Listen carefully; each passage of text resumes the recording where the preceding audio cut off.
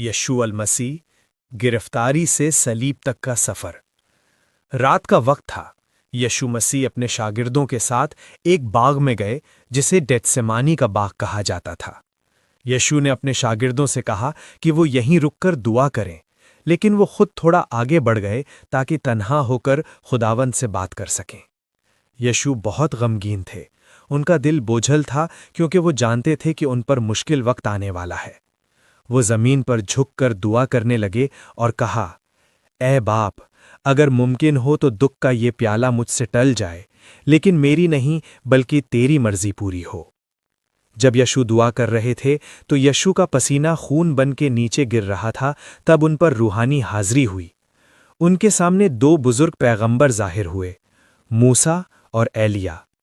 ये दोनों यशू से बात करने लगे और उन्हें तसल्ली देने लगे उस काम के बारे में जो जल्द होने वाला था, यानी उनका दुख उठाना और हमारे लिए नजात किया कुर्बानी देना।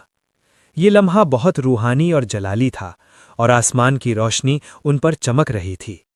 इस रूहानी मुलाकात के बाद जब ये मंजर खत्म हुआ, यशू वापस अपने शागिर्दों के पास आए।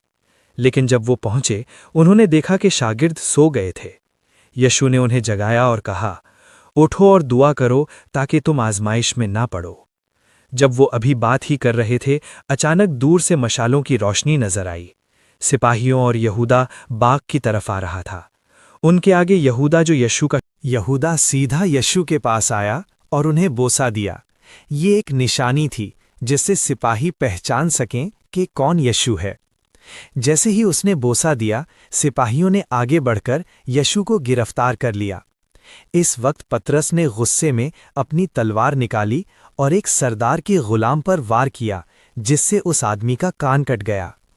लेकिन यशू ने फौरन पतरस को रोका और कहा कि तलवार को वापस रख दो। फिर यशू ने उस जख्मी आदमी के पास जाकर उसका कान छुआ और फौरन उसका कान ठीक हो गया। ये एक अजीब और हैरत अंगेज लम्हा था जिस पर सब लोग हैरान रह गए। इसके बाद सिपाहियों ने यशू को मजबूती से पकड़ लिया और उन्हें बाग से बाहर ले गए। उनके शागिर्द डरकर इधर-उधर भाग गए। रात की तारीकी में यशू को पहले यहूदी रहनुमाओं के पास ले जाया गया, जहां उन पर झूठे इल्जाम लगाए गए। फिर सुबह होने पर यशू को गवर्नर पिलातुस के पास ले जाया गया। पिलातुस ने यशू से सवाल किए और महसूस किया कि वो बेगुनाह है, लेकिन बाहर खड़ी भीड़ जोर जोर से चिल्लाने लगी, इसे सलीब दो, इसे सलीब दो। लोगों के दबाव की वजह से पिलातुस ने यशू को सिपाहियों के हवाले कर दिया। सिपाहियों ने यशू का मजाक उड़ाया, उन्हें कोड़े मारे